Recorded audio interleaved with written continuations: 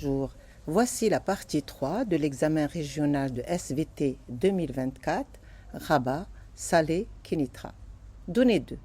Une étude expérimentale sur un groupe de violonistes et de non-musiciens a permis de déterminer la taille de la zone A et le nombre de neurones actifs dans cette zone lors de l'excitation des doigts de la main gauche. Le document 2 présente les résultats de cette étude.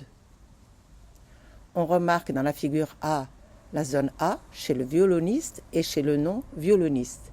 Et dans la figure B, on a le nombre de neurones actifs chez le non-musicien et le violoniste.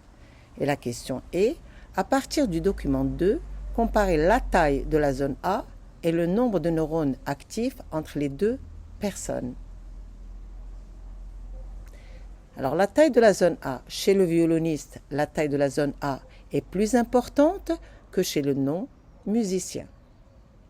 Quant au nombre de neurones actifs, eh bien, chez le violoniste, ce nombre est vraiment supérieur à celui du non-musicien.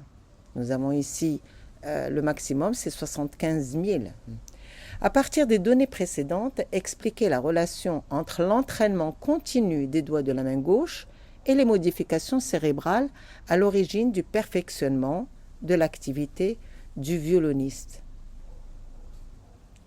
L'entraînement continu des doigts de la main gauche a provoqué une augmentation du nombre de neurones actifs.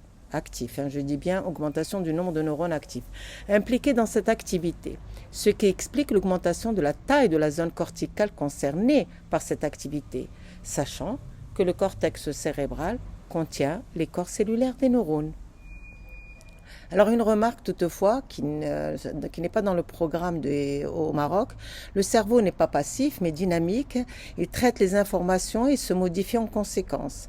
Et cette capacité du cerveau à modifier sa structure et son fonctionnement en réponse à des stimuli internes ou externes est appelée plasticité cérébrale. Mais je vous le dis, ce n'est pas au programme de 3e année collège au Maroc.